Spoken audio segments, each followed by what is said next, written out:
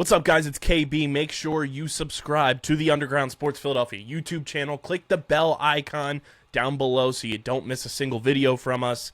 And thanks for tuning in to another video from Underground Sports Philadelphia. Now let's get into it. Philadelphia, baby, you're going to love it. Best sports fans in the world.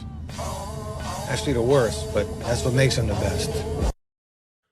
What is going on, OTB Nation? Welcome in to... I hear myself so loud. There we go. Now we're cooking with gas. Before we were cooking with steam. What is going on, OTB Nation? Welcome into episode number 412 of the award-nominated, honorably mentioned, number 9 NCAA ranked, number 11 Philadelphia ranked, most disrespectful, and, of course, most unprofessional lacrosse podcast on the market. It is the Outside the Box podcast, the official lacrosse podcast on the Underground Industries Podcast Network. KB and Deej running a two-man game this episode. Hoot's a little under the weather. He's climbing up the mountain to get the healing chakra from Madame Zeroni. But we're holding it down here. We're making it happen. We're going to talk some NLL. We're going to talk Champ Series rosters. And I'm sure you guys will talk about it on the OTB College Lacrosse Show at the beginning of the week, but every single game feels like it's being played indoors this weekend. So it is, or it's been canceled, or postponed, or moved, or just not going to happen. Yeah, great. What a concept! I know. I did see a funny tweet. Yeah, somebody was like, "Oh my God, it's cold in January," and I was like, "Ha! You don't say." Someone posted, it was like I forget what movie it is, but it's the two guys laughing on the phone with all the money, and it was like Jacksonville and Tampa playing this weekend in sunny Florida. So unbothered. But we are going to talk NLL, we're going to talk PLL, and we'll get some insight on how the inaugural episode of the OTB College Lacrosse Show went down. Be sure to check that out over on the OTB YouTube channel if you want to watch the show. Thanks to everybody who popped off and supported the inaugural episode. It is on your podcast platforms on the same RSS feed that you're already subscribed to. Plus, we've been getting some new subscribers, so shout out to all of you. Make sure you're following us on the socials at OTB LaxPod across the board. We're on every social platform. Apologies if we're like slow uploading to TikTok right now. We're navigating all of the new ridiculous guidelines and everything and seeing what the best course of action is. But that's why you follow us everywhere. Instagram, Twitter, Threads, Facebook. We're on everything. So if one platform disintegrates into the abyss, we're still everywhere. So follow us on the socials at OTB LaxPod. Follow DJ at SCS_next great on Twitter. Follow Hoots at hootsportsmedia.com. Oh, look at you. So disrespectful. Hey, that's what I'm known for, man. Follow Hoots at hootsportsmedia. Follow me at KBIZZL311 unless you decide to just unfollow us and just make it a public statement. Who knows? But yeah, follow us on the socials. Subscribe to the pod, Apple, Spotify, wherever you get your podcasts in audio form. Leave us a 5-star review. Goes a long way for helping the show continue to grow, helps it reach new audiences, and allows us to do more dope stuff like the OTB College Lacrosse Show when you subscribe. So subscribe on Apple and Spotify. Leave those 5-star ratings and reviews and those comments on Spotify as well. And, of course, subscribe to the Underground Sports Philadelphia, Outside the Box podcast, and Underground Industries YouTube channels. YouTube.com/@Underground Sports Philadelphia is where you get full video episodes of this episode of the show each and every week, although it is in the collabs tab on the OTB channel, so you can also watch it from there, but it really helps when you watch it on this channel. YouTube.com/@Underground Sports Philadelphia. Leave a like on the video. Drop a comment in the comment section. Click that bell icon so you know whenever new videos go live. We're at 1,247 subscribers. Can we get to 1,250 before the end of the month? Got a couple days left. Can we get to 1,250? 3 more of you pop off. Make that happen. Subscribe to the OTB YouTube channel. YouTube.com/@OTB LaxPod. We're at 104 subscribers each. Bumping and grinding. Okay. New subscribers rolling in. Left and right. go subscribe over there. That is where the OTB College Lacrosse show will live. You'll get clips and shorts from both shows on that channel as well, plus any original content we do for OTB, like vlogs, Sporkle videos, what have you. Plus, we're in the process of gathering all of our interviews that we have in video form, and we're going to try to upload them frequently, or as frequently as we can on that channel as well. YouTube.com/@OTBLaxPod. Deej, how we living? What's popping, my friend? Congrats on the inaugural launch of the college show. Thank you, sir. Thank you for trusting me with that project, and thank you to the fans for getting that project on the move. It was a lot of fun, I'm only excited to see what's in the future. We still have some things to iron out as more pieces begin to plug themselves into the puzzle over the coming weeks. So I think it's going to be fun. It's all really going to be exciting, especially as the season gets rolling here, or not, as we just talked about. half the teams are going to be playing, and the other half are going to be sitting another week.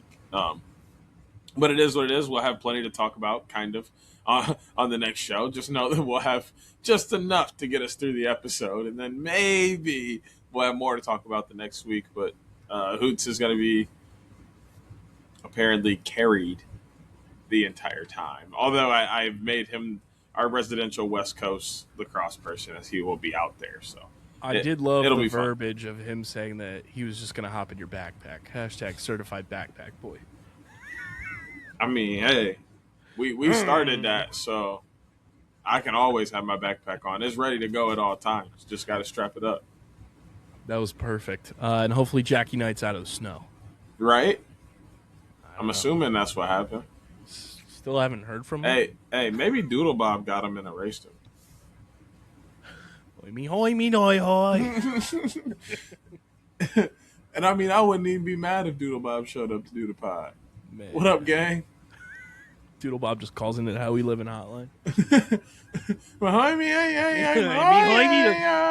You just translate it to what you think.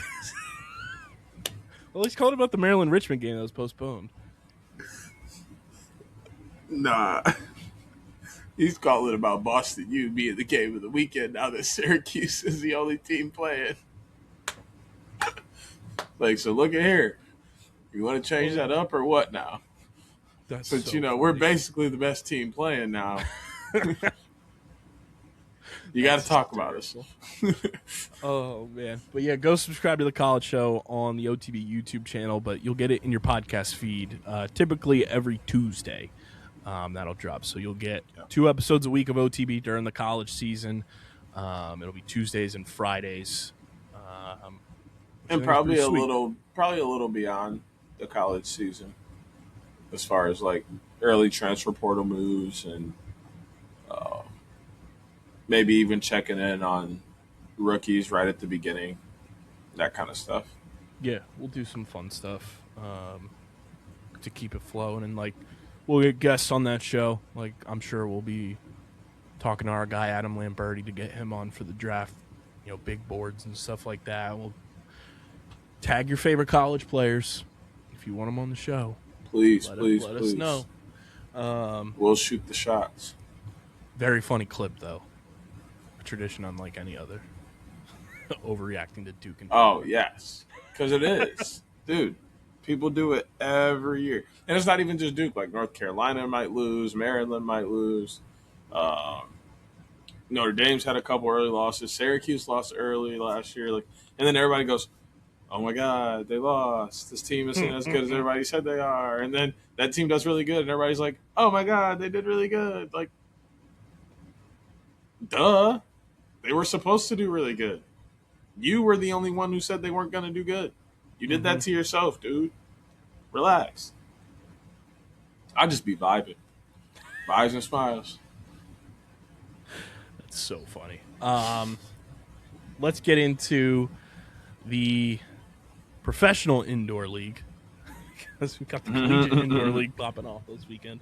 The NLL action that went down last weekend. A lot of close games. Every game within 4 or less goals. San Diego beat Philly in Philly 9-7. I went to Kiss Night, and all I got was this T-shirt. Each. I mean, that shirt's sick. The shirt is fire. Like, I'll show it off for the people on YouTube. Like, the shirt is electric. Yeah, that's sick. Didn't get a win, but I did get this T-shirt. Vancouver did the thing, beat Ottawa 12-8. Georgia in overtime take down Toronto. Toronto's mascot's got to leave town now. 10-9. And then Colorado did the thing and continued to look like one of the best teams in the league. They beat Oshawa 15-11. Where should we start, Deej? Where do we want to start in the weekend that was? I mean, it was a short weekend. There wasn't a whole lot to talk about, as I figure it would be. Do you want to open things up with San Diego and the Wings? Sure. Very telling press conferences afterwards. We got to talk to Coach Rubel, Brennan O'Neill, and Scott Dominy. Scott Dominy back as we kind of like had that breaking news come across last week's episode. Mike dropped his press conference and said, someone asked, what's the message to the fans during this, losing streak? He was like, kind of just appreciate you sticking with us. We're going to figure this out and keep booing the refs. And just walked out of the press conference. I mean, Coach Rubel pretty much said, if we don't get to 12 goals, we're making each and every game more difficult for ourselves. Yeah.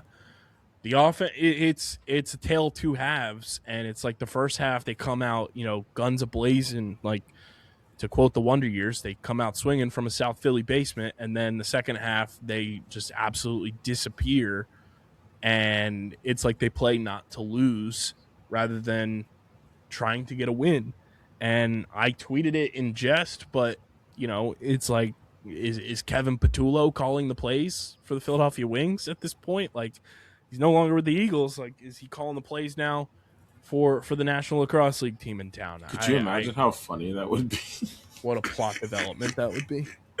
That would be insane. But that's been the case. Like the past couple of games in particular, like they get out to these large leads or comfortable type leads. Like they went into halftime up 4-1. They held that Seals offense to 1 goal in the first half. And then they come out of halftime and they allow 8 goals in the second half and they only score 3 and they lose the game. And the frustrating part of all of this, the refs were bad, but again, I've said this time and time again on this show, you can't go into a game thinking the refs are going to be on your side. Like that's just automatic. You're setting yourself up for failure. The Wings allowed San Diego to get 5 power play opportunities, whether it was warranted or not. The Wings only had 4 of their own. The thing that drives me crazy is Nick Rowlett had one of his best games to date. He went blow for blow with Trevor Baptiste. Did he win the faceoff battle? No. But when you're going up against one of the best and you're a player of Nick Rowlett's caliber, which Nick is a very talented player. Don't twist my words here. Nick's our guy. But I think everyone would agree Trevor Baptiste is one of, if not on his way to being the best to ever do it. Nick went 8 for 20. Trevor went 12 for 20. Deej, I don't know about you, but if you look at those numbers, that's a pretty awesome day at the office for Nick Rowlett. In comparison with, the top of the game right now, yeah. Like Trevor Baptiste is top of the game. We also have seen him dominate multiple games this year where he's gone above 95%. So a couple games where he's had a perfect game this year. I say he had a perfect game earlier this year. Like, and then you go out and you go 8 for 20. Like, I'll take that any day of the even week. if you're 2 away from being 50%, like that's what that's really the best case scenario for Philly in that kind of situation. That's giving them probably more offensive opportunities off the bat than they thought they were going to get, and they just couldn't take advantage of them, especially late in the game. I think that's really a big issue for them right now is the offense dies late in the game. The fourth quarter has been a tough time offensively for the Wings all season. And that's really what lost them the game this weekend was San Diego was able to score in the fourth quarter and the Wings couldn't. Yeah. I mean, and when you look at the offense too, like Blaze Reardon gave you 3 assists, like that's awesome, but you need Blaze to score goals. Joe Resetarits gave you 2 goals. They were on the man up. You need Joe Resetarits to be scoring full strength goals as well. You know, he's too talented of a player to not be capitalizing there. Phil Caputo, I was talking to one of the other media members after, like, there were multiple times in this game, Deej, where Phil is standing wide open with his stick up in the air, like calling for the ball, and nobody passes it to him. Why is he not getting involved? Dalton Young, again, healthy scratch. Michael Sowers gave you 2 goals and an assist in this game. I thought he was perfectly fine. He was not anywhere close to the problem. Brendan O'Neill, not anywhere close to the problem. 2 goals and an assist in this game with 10 shots. Eric Fennell gave you 5 points, 1 goal, 4 assists. Here's one of my biggest issues. We have now gone 3 straight Wings games where Sam LeClaire has gone scoreless.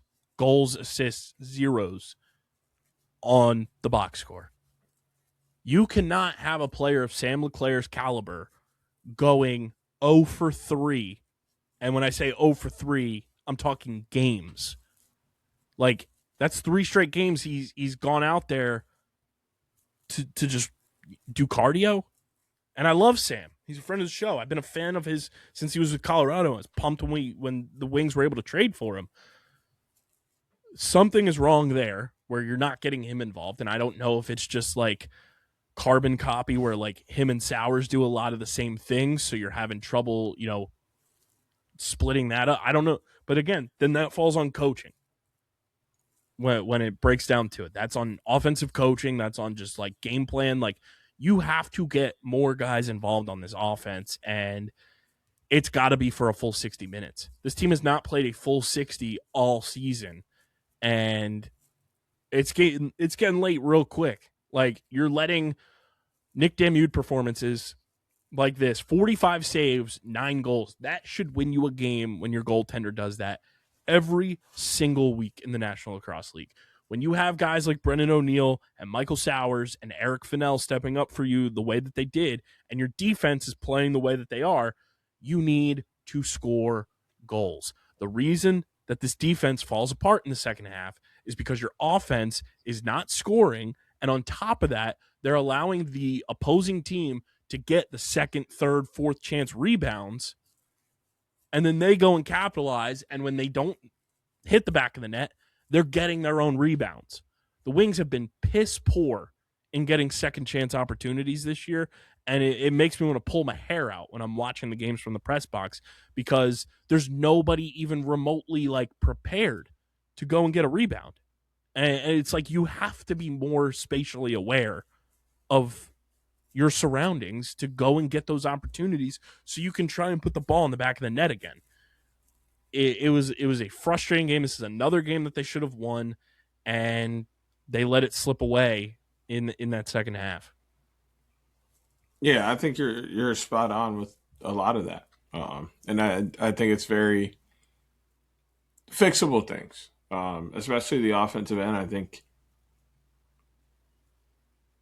think there's a lack of ball movement right now, and somewhat a lack of confidence with certain guys as far as like they haven't seen the ball in the back of the net in a while or haven't seen the ball in the back of the net enough to feel like they can take a few more shots. So I think they just have to keep being themselves, really work their offense, really find the best shot, not the first shot, and start to bury a few, and I think things will turn around for them. And then I think that'll help the defense out in the long run as well, and then it'll start to be a little bit easier for this team to win some games.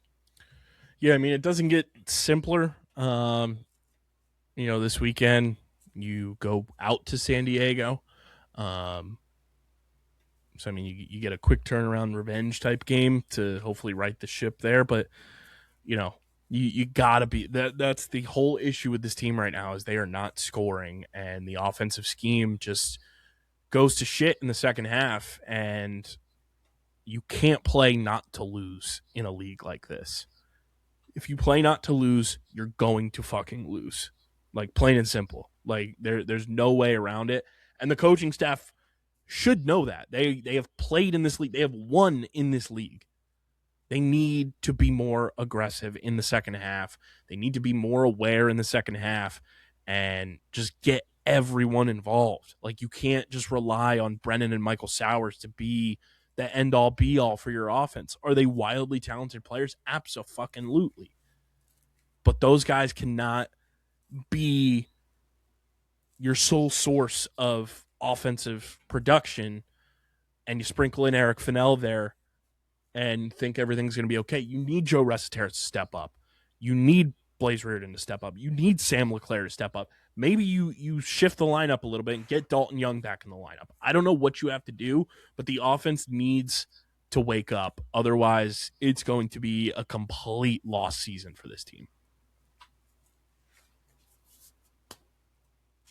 Yeah, I mean, but I think there's other pieces to that can help. I think the main thing is the confidence, though. I think they really just got to see the ball in the back of the net more often than they have been seeing it. But I do think the magic number, like, I think they really got to push to get to that 12. Because I think their defense can hold most teams to 11 or less. Yeah. So if 100%. They can get to that 12, I think that's very comfortable for them. But they do struggle to get to that 12. I mean, just looking at their schedule so far this season, in terms of what the defense and Tim You'd have allowed, 7 goals in that opening game against Colorado. You gave up 15 to Rochester in what was kind of just a barn burner type of game in week 2. Barn burner again. You gave up 16 to Ottawa. You gave up 16 to Rochester, but you scored 13, so you were going back and forth with them. You gave up 10 to Vegas, and then 9 to San Diego. So you've had a split, kind of look. You've had 3 games where you've given up 10 or less, and then you've had 3 games that became barn burners, and you just couldn't keep up offensively again. Plain and simple. It's to me is so much more on the offense than it is the defense with this team. Yes, 100%. Speaking of the magic number 12, Vancouver 12, Ottawa 8. Vancouver looked pretty damn good, man. Pretty damn good. I mean, this one for me was pretty chalk. Simple, kind of like I said it would be. Like, there wasn't a whole lot of glitz and glamour in this game. A couple cool goals, some big hits. It was a normal NLL game, in my opinion. And the team that I figured would come out on top did, because Vancouver actually has been playing, I think, in a not necessarily a 1B level, but a clear, definitive 2 level behind Saskatchewan. Yeah, I want to pull up something here. I mean, the highlight for me was the half-court goal from Matt Pierce. That was so fucking sick. I didn't see that. Oh, yeah. He fucking launched one from halfway down the floor. It just goes in the back of the net. Just unbelievable. Yeah, I don't know, man. It's when you got Christian Del Bianco on one, it's tough to win a game when you're not scoring. Riley O'Connor got held in check. Hellier got held in check. Both of those guys did not score a goal. They had 6 assists combined between those two, but neither of them scored a goal. Teeter had his 6 points, had a hat trick, but outside of that, it was Connor Kiernan had 2. That was the only player who had multiple goals in this game for Ottawa. It was Teet and Connor Kiernan. Which is not good enough. No. Like, that's the same thing we were just talking about with the Wings. Like, the Ottawa fell into that trap where I've talked about this a lot, where, like, yes, Jeff Teat can do so much, but, like, what's going to happen when teams decide that he isn't going to do that, and that they're not going to let Jeff Teat get his but stop everybody else. They're actually just going to stop Jeff Teat.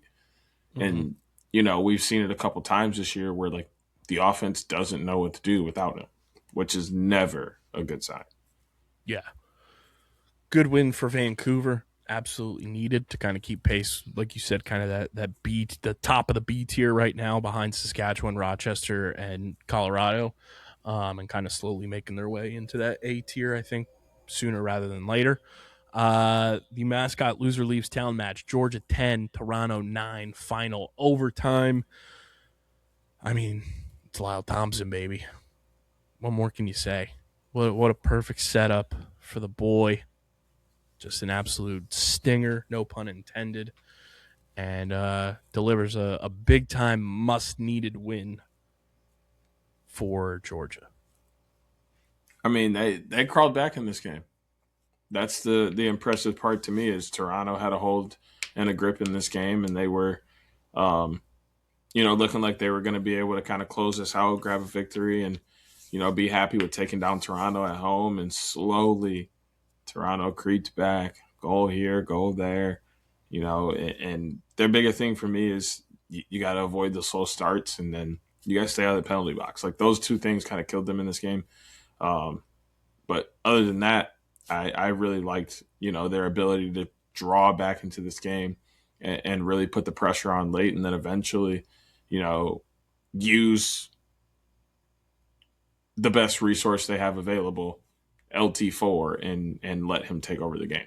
Yeah, Toronto had a 4-1 lead after the first, and then just progressively, slowly stopped scoring. It went 2-2-1, and then nothing in overtime. They went 80%. Toronto did on the power play. Hell of a game from Challen Rogers, 5 points in this one, 4 assists. CJ Kirst had a hat trick. Shane Jackson, 4 points. But yeah, I mean, Georgia gets done, and Brett Dobson again. No double-digit goals for the opponent. Only happened one time so far this year. In how many games now for Georgia? In 7 games, 6 of them have been single digits for the opponent. That's actually should be illegal. It's crazy. So Georgia improves to 4-3. Toronto falls to 3-3, and then the final game of the weekend, Oshawa 11, Colorado 15. I mean, what a duel of talent. Ty Kurtz 4 goals, Andrew Q 4 goals, Alex Simmons 6 assists, Jack Hanna 6 assists. Andrew Q and Simmons both had 10 points. The co-worker showdown. They went point for point against one another. And I mean, at the end of the day, Dylan Ward just continues to silently be having one of his best seasons so far. At this point in his career, 11 goals against, 49 saves. Cue Ball had 4 goals, 6 assists. Jack Hanna, 1 goal, 6 assists. Thomas Vila had 2 and 2. Braden Saris had 1 and 3. Owen Ron had a hat trick. Will Malcolm 2 and 4. Tim Edwards 1 and 3. We've been saying it for a couple weeks now, but ever since Jack Hanna obviously got to Colorado, but they look like one of the best teams in the league, and right now that offense is just humming on all cylinders, and I don't know if there's a defense out there, maybe Saskatchewan, when they end up playing. But I don't know of a defense right now that can shut down this current iteration of the Mammoth offense. They are humming right now. Yeah, they're having a lot of fun playing with each other. There's a lot of excitement there, and Jack Hanna gave them a real boost, and he provided a new skill set to that offense. So they've been running with that, and I do think there's some teams out there that could give them a run for their money, but Asha was not one of them, as we found out this weekend. And with Dylan Ward playing the way he is, it's going to be very hard for teams that don't have that go-to guy that they know can put it in the back of the net or create a very good opportunity for a guy on the other side. What I do I feel like I had something else to say, but I can't remember.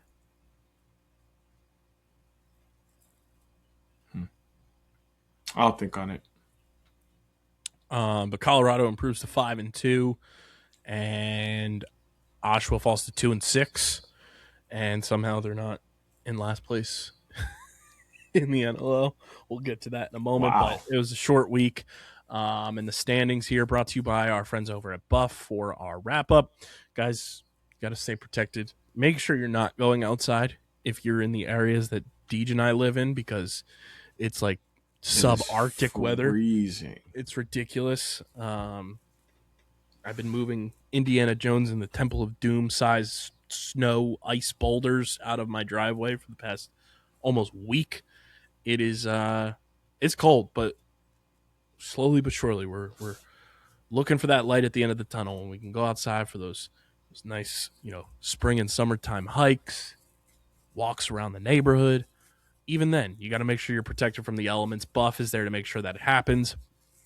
Use our link in the description to shop with Buff and get all of your outdoor gear to protect yourself from the elements, whether it's the wind, the snow, the sun, the heat, all that good stuff. Buff has you covered. Plus, they got the officially licensed Survivor buffs as well.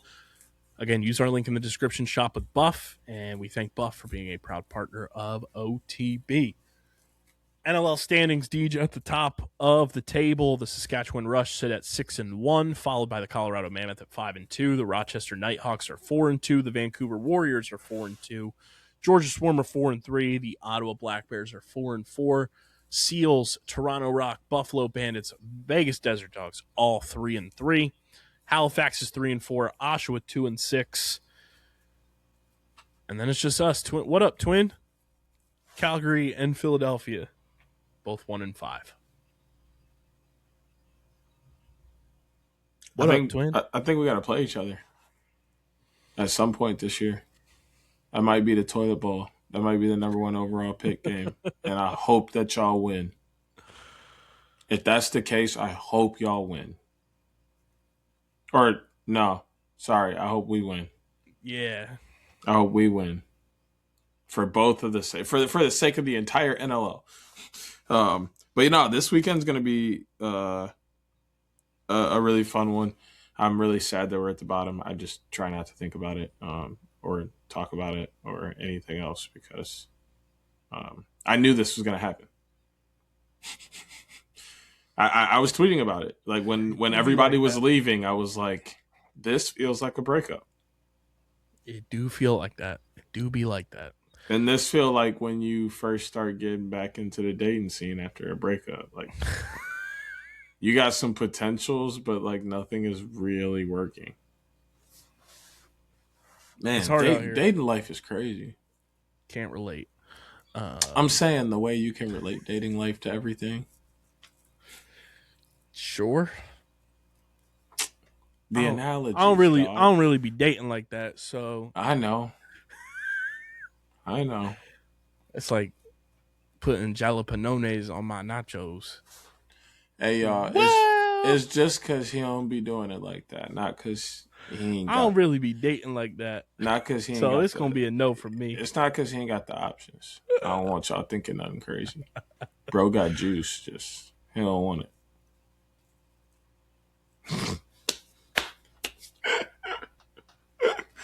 I'm just saying. We got another week of NLL action. Loaded schedule. 2 games on Friday. And then 5 games on Saturday. Friday slate, Battle of the Prairies. Saskatchewan at Calgary at 9 Eastern. And then at 10:30 Eastern, rematch just in San Diego this time. Philadelphia Wings, San Diego Seals. And then on Saturday at 6 Eastern, Georgia at Halifax. 7 Eastern, this is a juicy matchup. Vancouver at Rochester. 7 Eastern, Ottawa at Toronto. 9 Eastern, Buffalo at Colorado. And then 10 Eastern, a battle of the adjective canines. The Oshawa Firewolves, the Las Vegas Desert Dogs in beautiful Las Vegas. Deej, how do we feel about this slate of games? Well, it's getting cracking tomorrow night. I'm going to just let everybody know right now.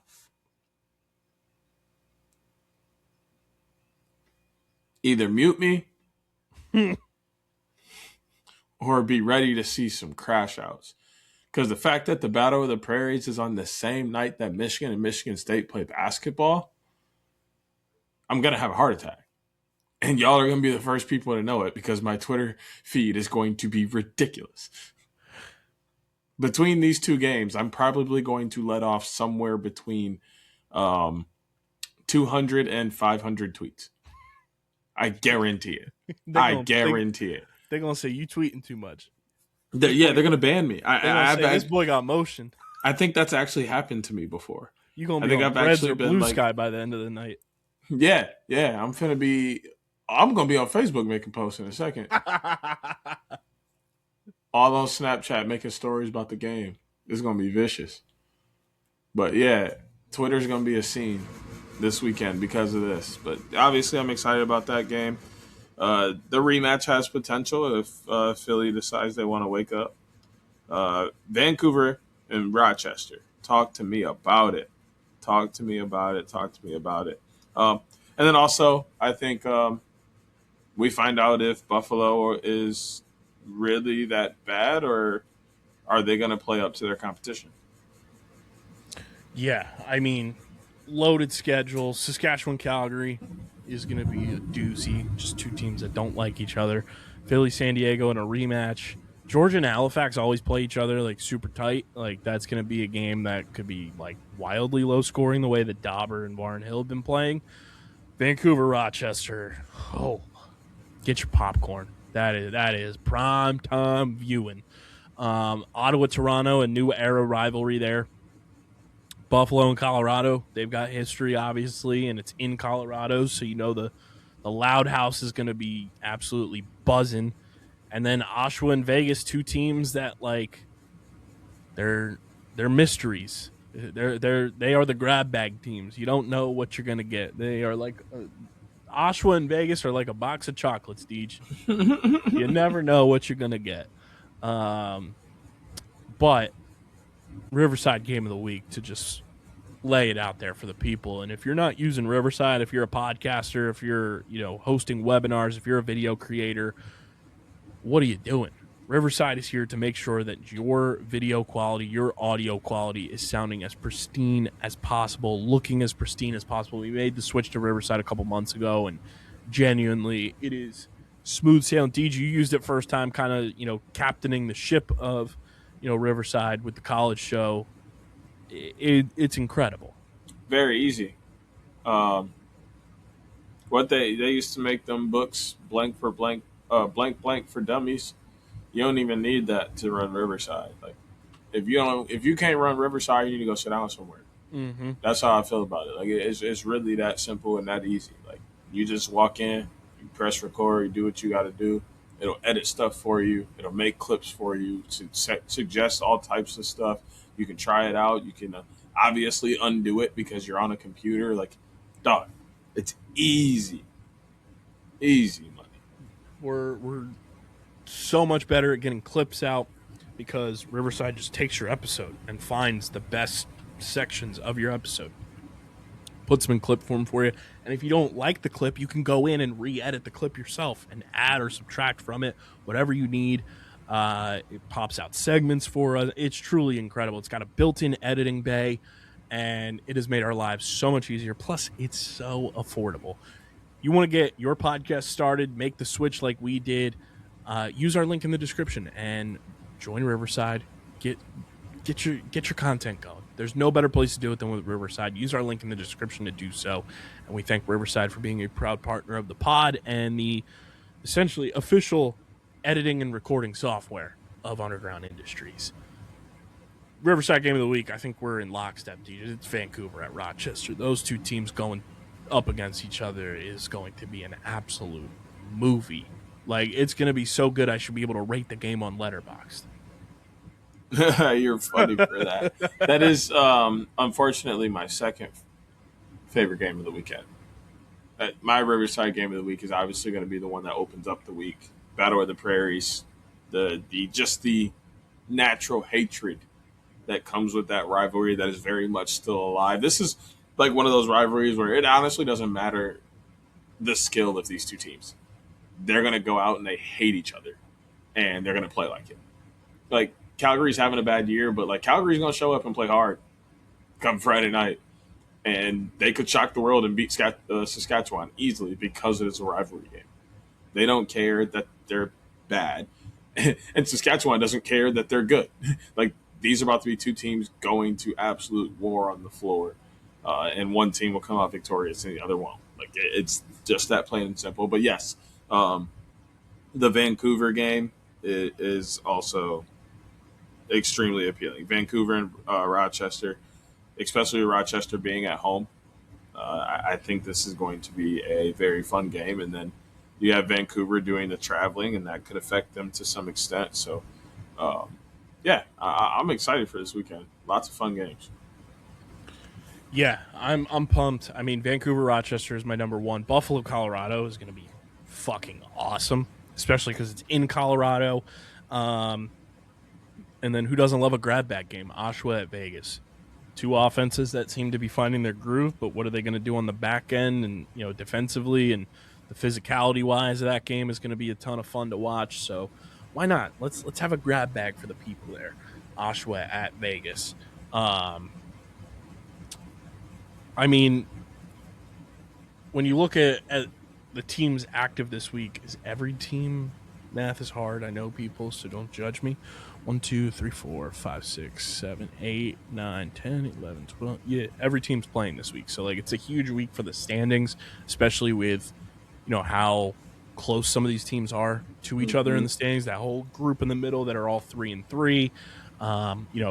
Rochester, Vancouver, that's going to be a huge swing game in the standings. Colorado, obviously going up against Buffalo is no tall task, but that's going to be a huge game. There's a lot on the line this weekend as we hit week 10 of NLL action. We're like right approaching the midway point of the season, which is crazy to think about already. But I'm excited. Like I said, like Georgia Halifax always puts up a good game, and I'm excited to kind of see how those two teams like approach that offensively, especially with just how the goalie play has been for both of those teams. Like they've been stellar. Both Warren Hill and obviously Dauber, who's our MVP frontrunner, which people seem to be taking that from us too. But nonetheless, excited for this weekend. It's always a good weekend when every team is playing too. Last weekend was fun, small slate, but when every team is in action, you've got 5 games on Saturday, all at night too. You have a doubleheader at 7. You have the 6 o'clock game in Halifax. You have a 9 o'clock game in Colorado, and you have a nightcap at 10 Eastern in Vegas. Like that's a fun weekend of NLL action, especially when there's no NFL. It's bye week before the big game. You're right on the cusp of the Olympic break for the NHL. NBA All-Stars running around the corner. This is like perfect weekend setup. I'm so excited for just a full slate of games. Yeah, we talk about it every time we do a full slate of games, how much fun it is. And being able to just basically go from game to game to game to game to game. Obviously, we like them to be a little more stretched out than they are, but it's also cool to have that back to back to back to back. And honestly, what's the point in having teams if they're not all going to play? Like, I think, one, you could condense the season, make it a little bit cheaper, and then start to look at expansion. A lot of things if you made everybody play every week. But you know what? I'm going to leave that alone because I feel like that's a rabbit hole we don't need to go down at the moment. But yeah, I'm excited. For just a mini look ahead, obviously next week, every game is on Saturday because Sunday is the Super Bowl. Yep. We do get a rematch right off the rip of my Riverside game of the week just in Vancouver. So back-to-back weeks, we'll have Rochester, Vancouver, which is a fucking huge swing for those two teams with where they are in the standings. That's going to be wild. That's massive. If somebody happens to go 2-0, that changes a lot for the both of them. Also, look ahead, too, since we're on the topic. I think I can announce it. I got invited to go on the Buffalo Sports Collective podcast. Hoots was just on this week, I think. Hoots was on a show. I don't know if it was Buffalo Sports Collective or another show. I didn't catch it. Let me see. It was on his Instagram story. I hope it's still there. Of course not. But yeah, Buffalo Sports Collective invited me on, so I'll be on their show next week before the Wings play Buffalo, which will be fun. Shout out to those guys. They do a great job covering all Buffalo sports and obviously big Bandits fans. So that's going to be a fun episode, especially if the Wings don't wake up and I got to deal with another loss. I'm going to just be beside myself. But yeah, I'll be on that show. So keep your eyes and ears peeled, and hopefully nobody unfollows them because I'm going on their show. Yeah, he was. That's the show Hoots was on. He was on Buffalo Sports Collective for this week. So they're going back to back with OTB. Look at us. Maybe they'll make it 3 times. 1 time, 2 time, 3 time. When does Buffalo play Calgary again? Or was it just the 1 time already? No, I feel like it's more than that because I feel like they're both in the Eastern Conference. Well, there's no conferences. Oh, yeah, I forgot. I started thinking about hockey. Sorry. Facts. They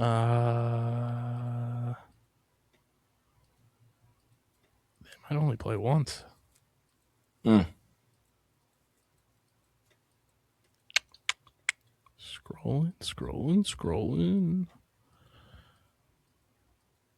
Still going.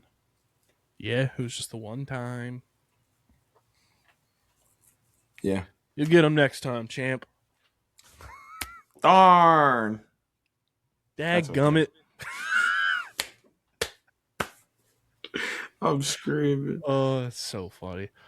Now that I just said it, I need the Rough Riders, the Outlaws fan group. I need them to make do not AI generate this, boys. I know you listen to the show, so don't do that dumb shit. Hoots will smack you. I need somebody to Photoshop Stinky Pete from Toy Story 2 into an Outlaws gear. Oh my God. I kind of like that. That'd be so fire. I kind of like that. That'd be so good. Anything else, Teach, before we get into picks? No, obviously, looking for the boys to turn around this weekend, but we'll see. Yeah, we shall see in so many facets. But with that being said, let us head on over to the pick pond, feed some ducks, and dish out our NLL Week 10 picks of the week, brought to you by Kenwood Beer, the official beer partner of Underground Sports Philadelphia. It's a refreshing light beer, just 4.1% ABV, 120 calories, just 8 grams of carbs. You guys can go to kenwoodbeer.com, use the Kenny Finder to see who's got Kenwood Beer on tap in the Philadelphia, New Jersey, Delaware, Pittsburgh, and Maryland areas. You can also find Kenwood Beer at your local liquor stores, convenience stores, and grocery stores in those markets. Just use that Kenny Finder at kenwoodbeer.com to see who has it available.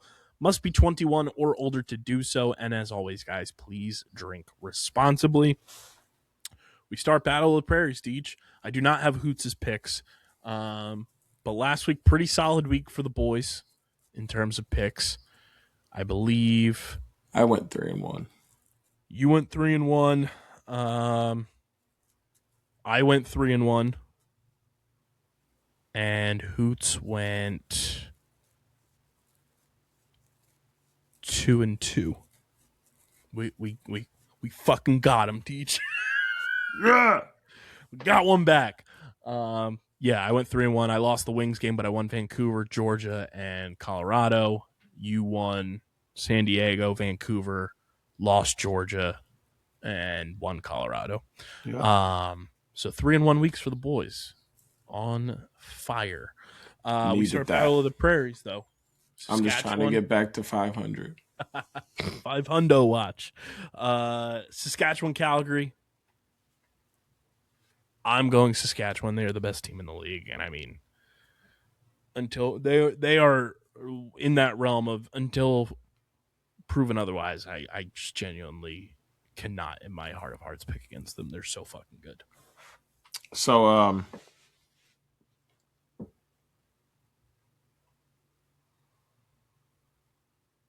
Calgary by 5 piece.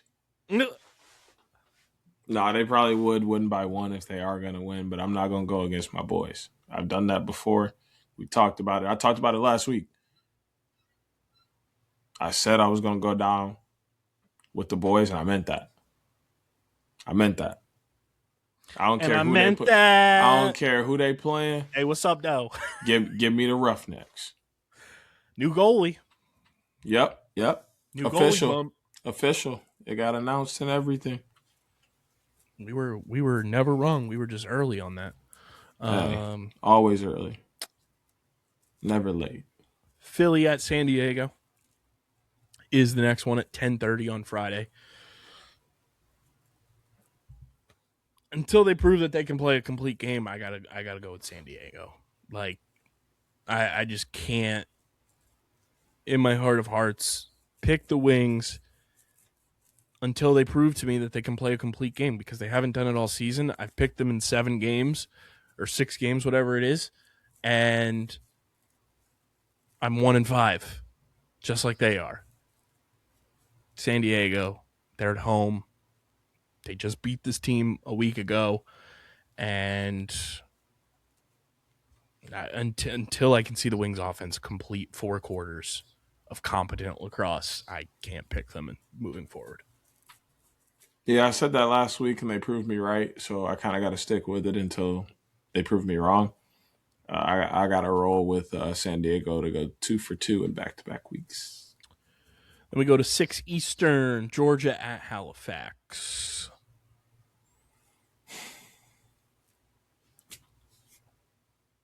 I'm gonna go with the hot hand. I'm gonna take Georgia. And literally just because they've been playing well recently and they're hot. I think Halifax has a better roster, but Georgia's been playing out of their mind the last couple of weeks. Yeah, I'm with you. And I think that's like a controversial pick, honestly. But I mean, I feel like Lyle's starting to find his groove again. Shane's had a very solid year so far. The young guys are playing well. And I mean, I said it last week, I can't pick against Brett Dobson. Like, the way he is playing is just lights out. And Halifax is such a Jekyll and Hyde team that you put Brett Dobson up against that, and, you know, you pipe him with shots that are not on target, or they're on target and it's just at his chest. You're only going to warm him up that much more. I'm going with Georgia simply because they have the MVP of the league right now, Brett Dobson. He definitely is playing at an MVP level. Yeah, 100%. Game of the week for me, Vancouver at Rochester. 2 teams that are absolutely loaded top to bottom. I'm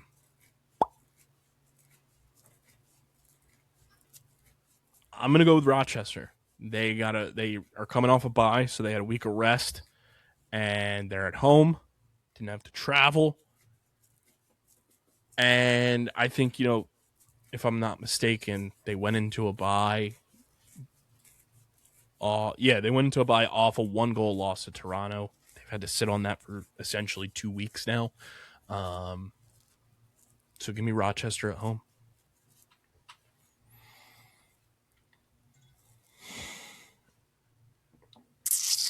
This one's tough for me. But I do like the home advantage for Rochester. That place has really gone up the last couple of years, especially this year, as they've continued to be one of the best teams in the NLL. It gets loud in there, and they feed off the energy that the crowd gives them, and they run away with it. And obviously, Connor Fields is back at an MVP level, and he's getting help all over the floor. I like them to win this one. Which brings us to Ottawa at Toronto. This is a difficult game to pick. How do you see this one going down, Teach? New age rivalry. Give me it. I'm going to take Ottawa because I don't know if Nick Rose is going to play or not at this moment. I'm going to go with Toronto. I just like the way CJ's playing. John Rogers is, you know, rounding into form. Playing some really good lacrosse with the young guys. Owen Hiltz looks great. That one picture that they posted of Hiltzy on the NLL account, he looked like a Tom Schreiber dupe. I don't know. I like the way the young guys are playing for Toronto. They're not scoring at like an exorbitant clip, but they're doing just enough to like stay in or win games. So I'm going to go with Toronto to get the dub. Buffalo, Colorado. This is my like runner-up game of the week. in that same vein and territory that Rochester, to a degree, Vancouver, they're working their way there, and obviously Saskatchewan. I can't pick against Colorado the way that offense is playing right now. Like, if you told me at the end of the year, Deej, we're sitting here talking about an NLL Finals matchup of Saskatchewan versus Colorado, one, wouldn't shock me. Two, sign me the fuck up. Colorado's offense just looks incredible. Cue ball's healthy. Jack Hanna's been unbelievable since he's arrived. Will Malcolm has just been an absolute rock star, and the complementary pieces around them are doing their job, and Dylan Ward has been phenomenal. Give me Colorado at home.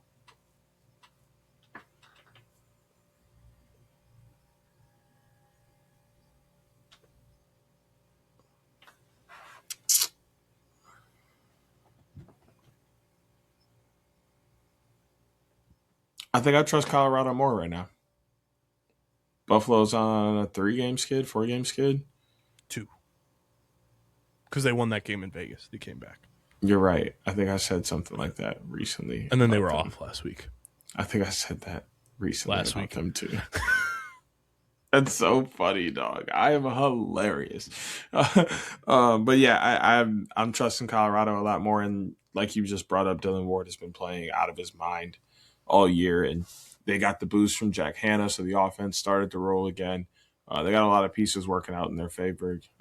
I'll take Colorado. And then we go to the life is like a box of chocolates. You never know which adjective canine you're going to get. Game of the week. The Oshawa Firewolves, the Vegas Desert Dogs. How do you see this one playing out in Vegas, Deej? I'll take Vegas win again. They have shown some composure in some games. They've shown a way to win in some games, and they've shown that given the opportunity, their offense can really light it up. And I think Oshawa has really struggled to score this year. So if you can force them to kind of get into a scoring match, or even if you score a lot and your defense holds them to a little, it looks really good for you either way. But I think Las Vegas can do that, which is not something they can do to many teams. I'm going to go with Oshawa. I feel like the offense has really started to find their groove. Our boy Simmer has been on fire. And again, like I still do not trust Vegas's back end. Even in the 10-7 game against the Wings, it's the Wings. Their offense has been bad. Oshawa's offense is not. Give me Oshawa. I think this game is going to be a fucking barn burner. Like 16-14 type game.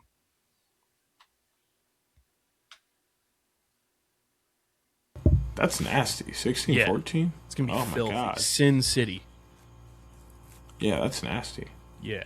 Dogs are going to be barking. Which one? I don't know. I'm here for that. But yeah, those are my picks. Those are your picks. So to recap, DG, you've got Calgary, San Diego, Georgia, Rochester, Ottawa, Colorado, Vegas. I've got Saskatchewan, San Diego, Georgia, Rochester, Toronto, Colorado, Oshawa. We don't have Hoots' picks. You'll see them on the graphic. But those are our NLL Week 10 picks of the week, brought to you by Kenwood Beer. We move from the NLL to Champ Series rosters have been announced, and they are a doozy. I like them. It's a lot of sicko mode type shit. Big fan. And our Champ Series roster breakdowns here brought to you by our PLL app code. Guys, the PLL app is your one-stop shop for everything going on in the PLL. New season of PLL Nation starts on February 3rd. So make sure you download the PLL app so you keep up to date with everything going on in the league.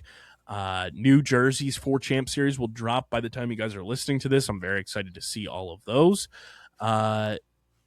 Download the PLL app in the App Store, Google Play Store, and when you go to the redeem code section in the app, use code OTBPOD, that's code OTBPOD, and you get 500 XP on your account. So again, download the PLL app in the App Store, Google Play Store, And when you go to the redeem code section, type in OTBPOD to get 500 XP on your account. Keep up to date with everything going on in the PLL all year round in the PLL app. Denver, New York, California, Carolina, all the rosters available that came out today as we record this on Thursday. Which team do you want to start with, Neej?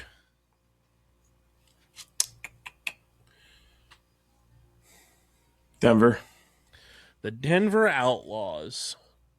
Talented roster, but I think of the four, it is the least, for lack of a better term, quote unquote, stacked compared to the other three, just based on PLL and Champ Series combined experience. You look at this team for Denver, your most experienced player in this format is Justin Anderson, obviously.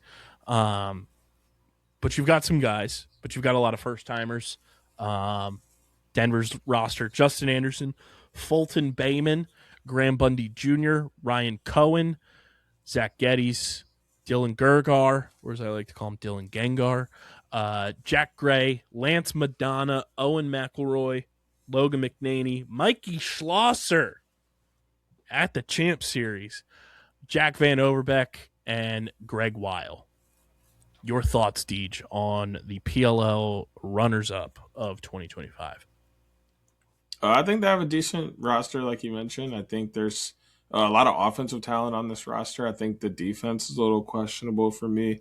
And you mentioned they have a lack of experience in this format of lacrosse, which might not matter. I think maybe only goalie is where that matters the most, in my opinion. With the shortened field and the way that these guys play at the, regular season PLL level, it's really just a little bit faster and a continuous back and forth. They're ready for that, and I do think this roster can compete, but it is not what I thought they would be bringing to the table. And we know like they were the one roster affected most by guys playing in the NLL, guys coaching college, so they weren't going to have a lot of their roster available for this from their traditional 25-man. I like, and like you said, like they still have talent. It's not like Whipsnakes level bad of Whipsnakes Champ Series teams in the past. Justin Anderson knows how to play in this format really, really well. Graham Bundy Jr. is meant for this format. He's going to fucking crush again.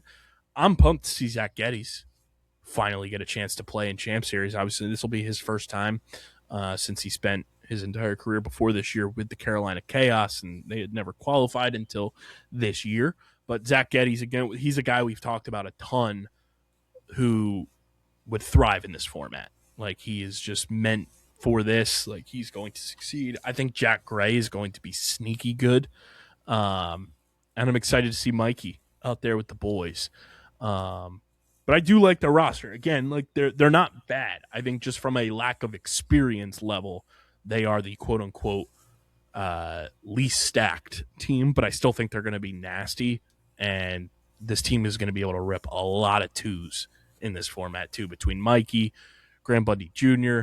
Not going to be shocked if Jackie Overs is ripping twos. They've got some guys who can launch from range, so that's going to be a lot of fun to see as well. Well, I wouldn't even call that range. 13? Sure. Homies are hitting that all the time, especially in high school or college. From Champ Series range, yeah, that's range, but it ain't really range for real because that's everyday shooting. That's called home on the range. Yeah, that's everyday shooting for the homies. The defending champions, the New York Atlas, Tyler Carpenter, back. Chet Camizio, back. Brian Costabile, back. Christopher Davis, first-timer. Kyle Jackson, first-timer, as he is not on an NLL roster, so he's running it in Champ Series. Miles Jones, back. Jack Corus, back in Champ Series. He's played for the Whips in prior years, but now with the Atlas. Eric Malver, apologies. Will Mark, the legend, he's back. Brian Phipps, Michael Rexroad, first timer, and Matt Trainer, first timer. Obviously, what do you make of the defending champs, Deej? I think their roster is pretty fucking sick. Yeah, I mean, they brought back a lot of really good guys. I think they're the team to watch as far as pushing offensively and kind of not caring about defense. They're kind of just going to go, hey, we want to score more than the other teams. So let's just really focus on that. And that seems to be the philosophy for a lot of the teams this year. They went away from a lot of defensive guys to let's just put a ton of offensive guys out here and see who can score more. And the lineup that the Atlas has is going to be very hard to outscore. I think they did a phenomenal job putting this together, but also being able to give an opportunity or two to some guys who haven't been able to crack a PLL roster before. Yeah, I think obviously KJ getting a first run at Champ Series, like he's played in the NLL. He's gonna rip in this. I think it's fit for his game too. I think Matt Trainer's gonna be unbelievable. Like give me the odds on the golden stick for Matt Trainer, because I would like to see those. My biggest gripe is the uncertainty with goalkeeping for these guys. Will Mark, we've seen him play sixes, but not Champ Series before. And Brian Phipps has obviously played, but we saw what happened to those legs. He's back like Phillip Rivers, though. Gosh darn it.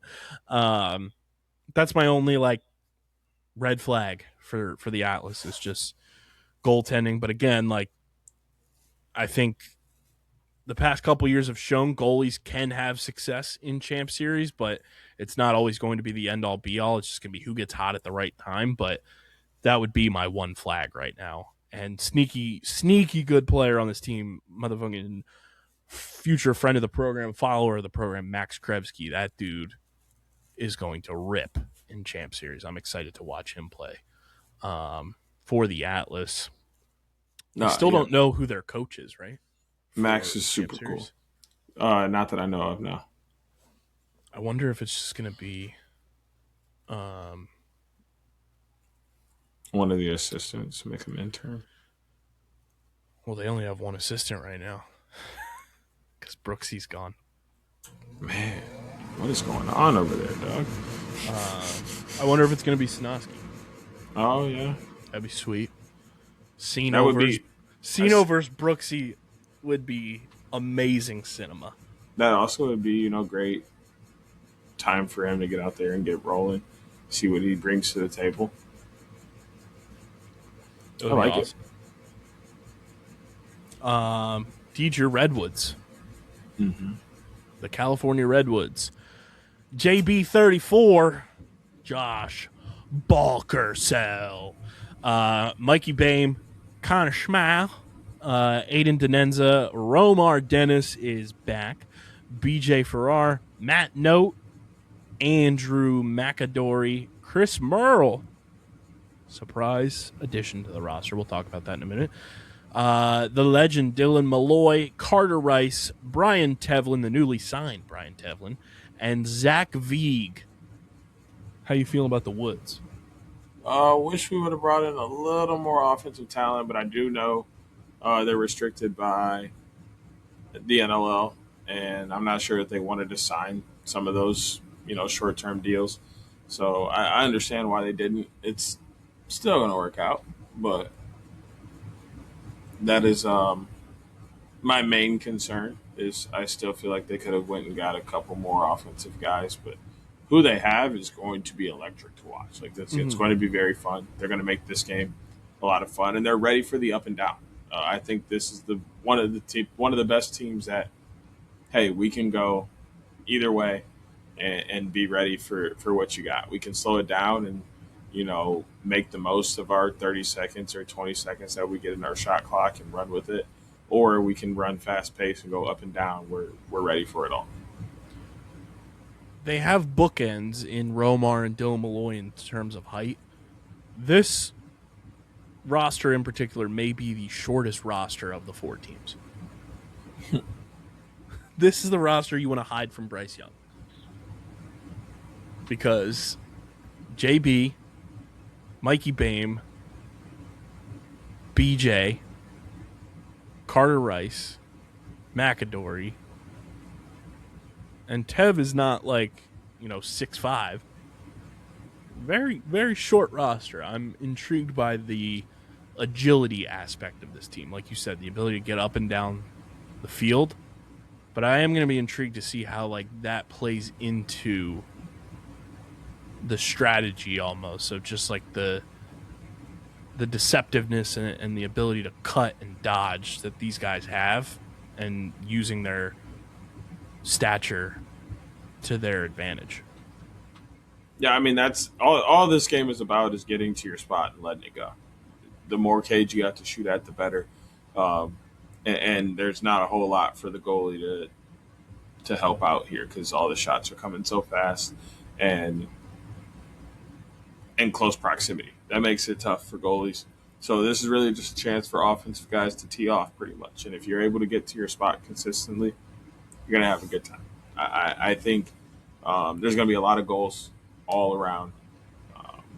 And I think everybody has a solid shot to win, which makes it really, really tough.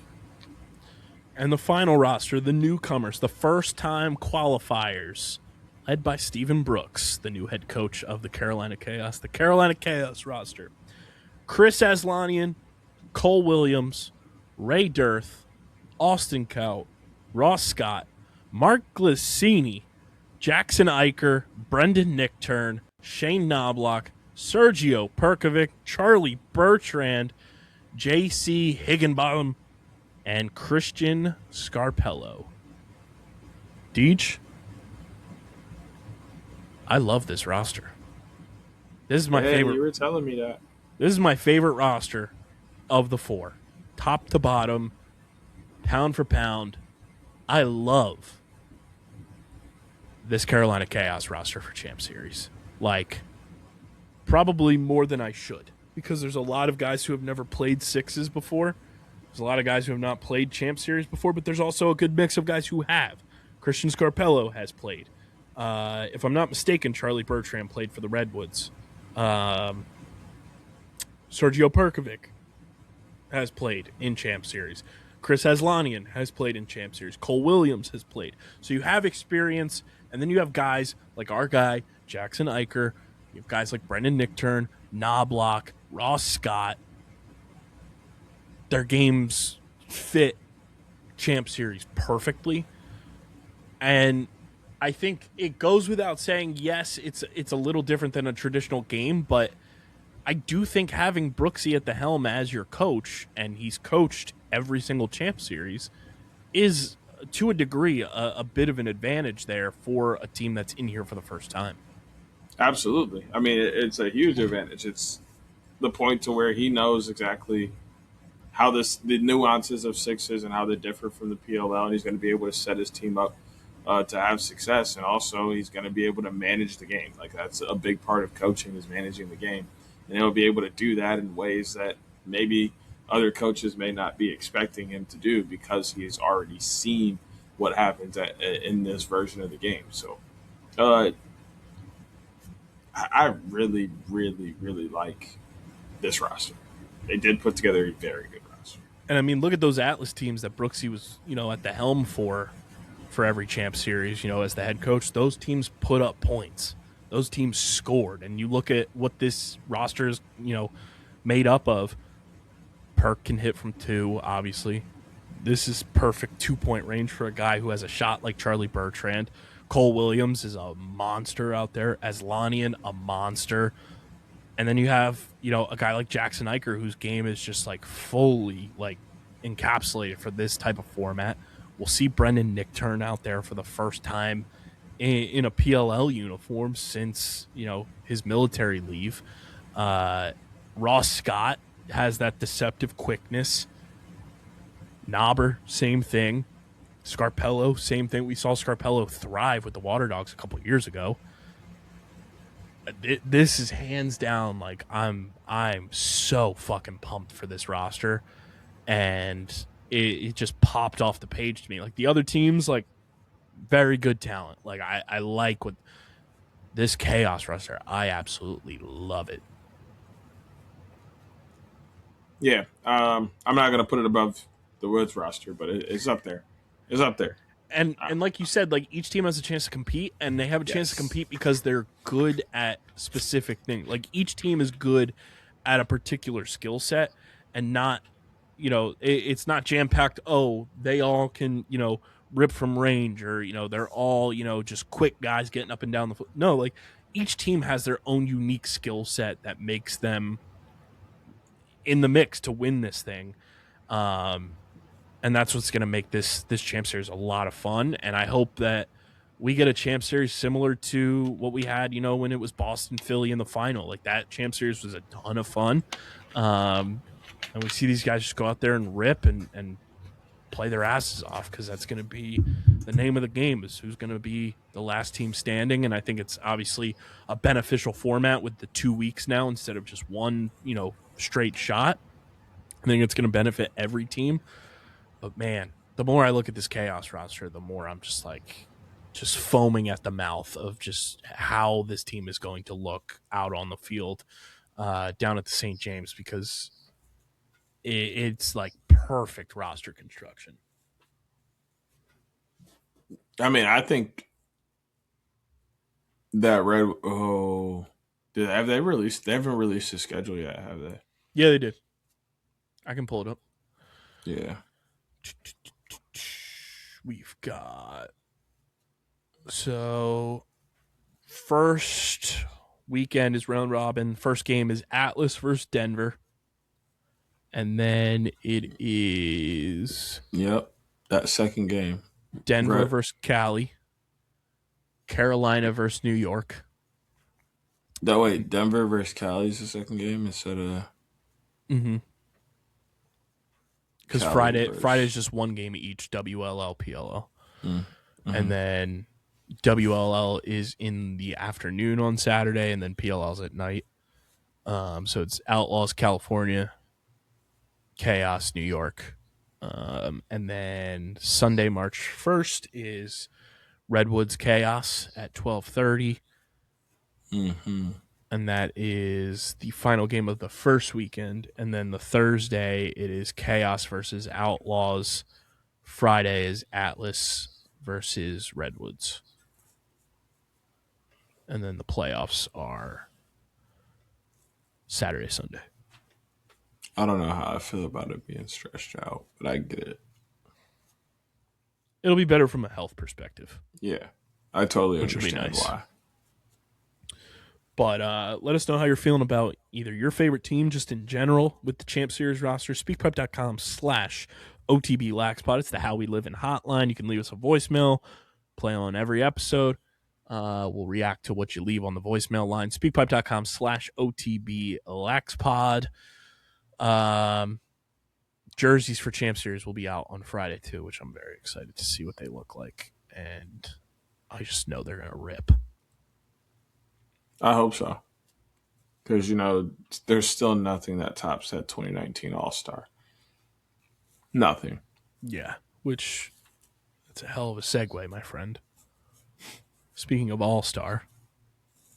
Actually, yeah, speaking of All-Star, just a little pin here. 2026 All-Star Game is in Annapolis at the Navy Marine Corps Memorial Stadium, July 5th, which means your boy's got a good chance to be there. I could possibly go to that. Also. So be on the lookout to hear if I'm going to go or not. Yeah, it's gonna be fun. I'm hoping that I'll be able to make it. Obviously, like traveling is gonna be kind of crazy that time of the year. Not only 4th of July, but World Cup and everything. So we shall see. But I'm hoping that I'll be able to get there. Speaking of Champ Series, though, we have the WLL rosters too. Obviously, just the 4 teams, because that's all that exists right now. Boston Guard, Madison Ahern, Andy Aldave, Dempsey Arsenal, Maddie Burns, Casey Choma, Hannah Dorney, Rachel Hall, Charlotte North, Brittany Reed, Courtney Taylor, Fallon Vaughn, Cassidy Weeks, and Jackie Wolak. There are 1,000 people on the team. Thought I was tripping. I'm like, when is it finna stop? Was it 1, 2, 3, 4, 5, 6, 7, 8, 9, 10, 11, 12? It's 13. Yeah, that's a lot. It's the same as the PLL roster. Really? Well, maybe it's because they name's longer, That's probably true too. so it just felt longer. Any thoughts on the guard, the defending champions? They got a good chance to repeat. I know that. Yeah. I mean, any team that got Charlotte North. Some returners on that team, and just a lot of a lot of women ready to come in and be helpful pieces. I think their thing was ball movement, and I don't think that's going to change. I'll tell you what, the team that's looking pretty nicey right now is the team that finished runner-up last year, New York Charging. Emerson Bolig, Chase Boyle, Megan Carney, Aaron Kuykendall, Madison Doucette, Grace Fujinaga, Lauren Gilbert, Katie Goodale, Kendall Halpern, Emily Harrischuk, Molly La Liberty, Izzy Skane, Choo Choo, and Samantha Smith. That's a roster. That team is disgusting. Yeah, no, that actually is a really good roster, and is very similar to the one they put out last year. That was this close to beating, the guard in this their version of Champ Series last year, their version of Champ Series last year. So I see them, coming out and giving it another push. I think, that's why a lot of these women came back and were ready and, and locked and loaded to go, is they want a chance at that crown, especially after being so close to it last year.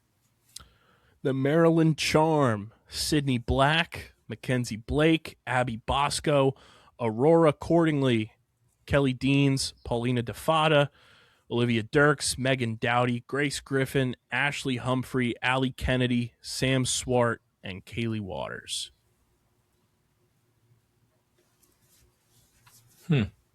I mean, Sydney Black was a fucking rock star last year. That's really all I care about when it comes to them. Y'all know how I feel about the state of Maryland, even though I might move there soon, which is going to be wild. That's the team that has the biggest turnover, obviously, from just retirements. Can you imagine me in Maryland as a Packers fan and a Michigan fan and a Pistons fan? Like, I don't think they would really care about the Packers fandom as much. And there's no basketball team in Maryland. Oh, the Wizards aren't far. Yeah, but it's the Wizards. They don't even have proper logoification of being the team that they claim to be. Yeah, no, you're not wrong there. Shit. Sydney Black logo awesome. sucks. I'm excited for year 2 of Sydney Black. And energy ball, speed ball, silky hands. I mean, everything you want in an attacker, and she makes it count every time. Mm-hmm.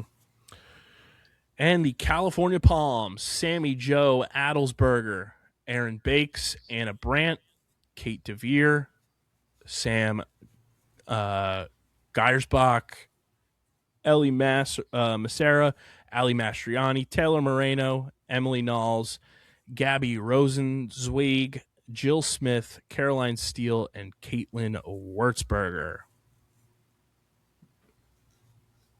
I don't think I know any of those names off the top of my head. You know Ali Mastriani. Yes, sorry. And Taylor Moreno. Damn, you're making me sound real bad here. Hey, I'm just out here. But I appreciate you getting my back like that. I'm just giving you the alley for the oop. Okay, I see what you did there. I don't know if that was intended or not. You know Sammy Jo as well. It's formerly known as Sammy Jo Tracy. Okay, yes. But this the sister squad. What up, gang? What up, twin? Where have you been? I think they're gonna come out and be ready to go at it again after having the experience that they had last year and kind of knowing how this goes now. I think they're gonna make a push. And they were fun really last year. Try and get in at the top. They really were only a couple goals away from really competing and having a chance at at the Crown last year. So they know it's simply just a game of inches, and they're hoping to come back and have more this year. I don't know for these teams. I don't know if there's any coaching change. There are some coaching changes. So the California Palms, Matty Buss is now the head coach. For the Maryland Charm, there was obviously a coaching change. It's now Emily Paros, head coach. New York, still Colleen McGarity, Philly zone legend. And then the Boston Guard is still Laurie DeLuca. Go Birds. Shout out Laurie. Yeah, I'm excited. Like, since the WLL and we had the All-Star game the one year, like, the women's game is so fucking fun in this format just because it's nonstop and it's so much better than what the current field game is, where there's just so much stopping and starting and pausing. Not that the women's game is, like, bad, but, like, there's just so much, like, stall to it and not a lot of fluid motion, but you get that in sixes with the women's game, and it's so goddamn fun, and it's just as, if not more fun than the men's version of Champ Series sixes. So I'm excited. I'm pumped. Like, seeing the rosters made it more like, oh shit, it's almost that time. Mm-hmm. So it is that time, and I realized, like, oh yeah, it's next week. When this stuff came out, I was like, oh yeah, that's happening. Well, it's not next week. It's like a month. No, End of February. that's not that far away. It's a month. No, it's not. And it's happening, like, right now. I'm telling you. No, it's not. Yeah. Dog, Champ Series first game. I'm looking at it. It's February 27th. Yeah. It's a month. That's not that far away, dude. The month of February is like this, dude. Yeah, but it's not next week. Shit. Gave me a damn heart attack. All right, watch. We're going to be talking about it next week. Like, all right, and the games are, You gave me a damn heart attack, though. Like, I got to get a hotel. It's going to feel like it, dog. I'm still waiting on a damn check from somebody. I'm screaming. It's going to feel like it. My palms just got sweaty like I was fucking Eminem. I'm ready to see what the jersey's going to look like, though. Facts. I am ready for that. I will drop an official jersey ranking reaction video on the socials because I can do that now. Okay. I didn't know you stepped to a game up like that. Yeah, we doing green screen videos now. All right, then, gang. What you know about that old school TikTok life before it got taken over? The real OGs know. The real ones know. Deej, what do you guys got coming up on the college show? Obviously, you're going to be talking about indoor college lacrosse.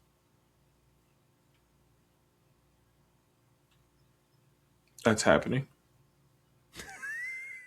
Oh. You'll have an episode on Tuesday drop. But obviously we talk about the indoor college games because of the weather. Deadass thought you were referring to college box lacrosse, and I'm like, dog. Huh? That's happening? Basically. Where is that happening at? Because, like, huh? But yeah, no, we will be talking about the games that are able to be, or that are going to be inside of facilities around the country. There aren't many. And then we'll discuss how this is one of the worst decisions that the NCAA made and tried to let these teams play in January when it's going to be freezing out and nobody was able to actually play. So I think this is going to be really fun to dive into. So, yeah, I'm looking forward to the games that are inside. Michigan is going to be playing at my alma mater. If the weather was better, I would drive and I would go watch that game, but I'm not doing that. I know Ohio State's going to play Detroit Mercy and Woody Hayes. I can't remember anybody else off the top. Oh, well, Syracuse and Boston U because the Dome. But I can't remember anybody else off the top of my head.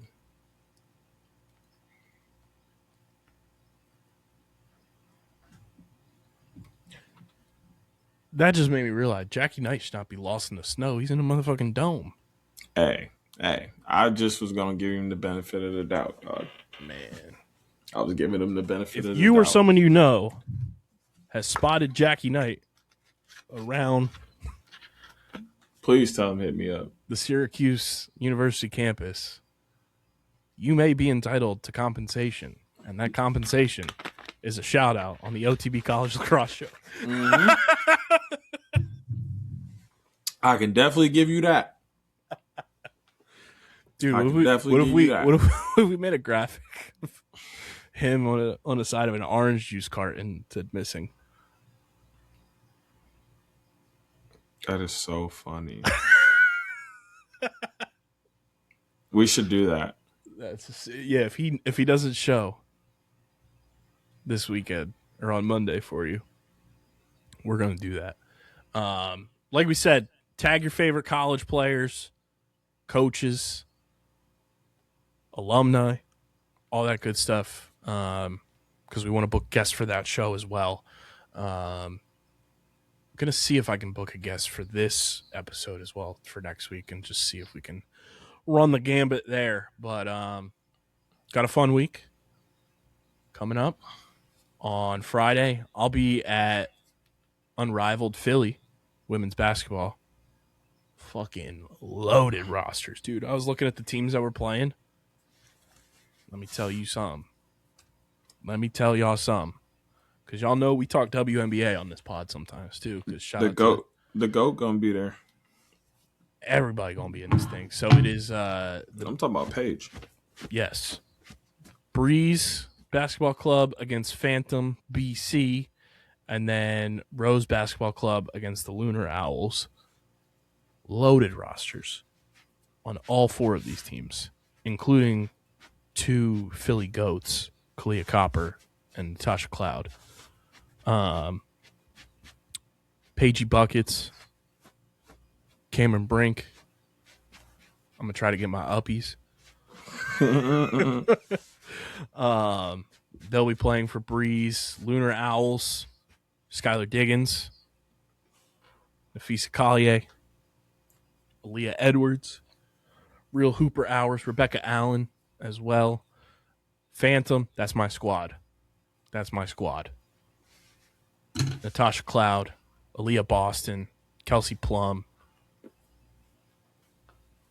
Satu Sabali, Dana Evans. Satu's a beast. She's so good, dude. She's so fucking good. Yeah, Satu's a beast. Like, ridiculous. She's not better than Feast, but she's so good. She's good. She a hooper. She's certified. Nah, definitely a hooper, but hooper. I'm still taking Feast over her. And then and the only person I'm taking over Feast is Aja. So yeah. Like man. And but Aaliyah Boston's up there too. Like she's top 5 when we talking about, big women. Skylar Diggins, hooper. Oh, she been a hooper, certified. She been that. Take her back to Notre Dame. Chelsea Gray, Kalia Copper, Shakira Austin, Lexi Hull. It's going to be sick. I'm so pumped. 2 games. Is Stewie hurt right now?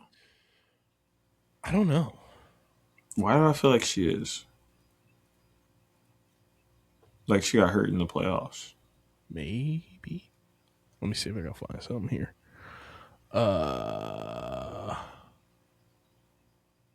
no, she's just on a team that's not playing in the, because the Philly games are just like a showcase. Yeah.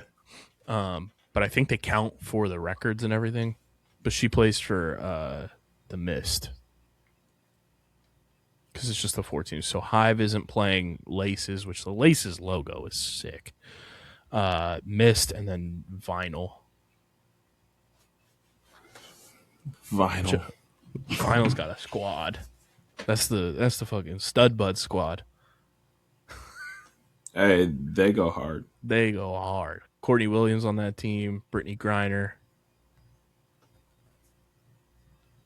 Erica Wheeler. Ryan Howard. Squad. But yeah, I'm pumped. Me and Casey from Underground Circuit will be there Friday night. So if you're going to be there, if you're in the Philly area, say what's up. We'll be there. We'll be posting on socials like crazy. It's like a once-in-a-lifetime type opportunity before WNBA comes to Philly, which I'm very excited about as well. Bro, I was looking at the merch too for Unrivaled. Oh my days. I'm gonna be in so much debt. This merch goes fucking dummy. Not debt. I'm gonna be taking out fucking loans to get this merch.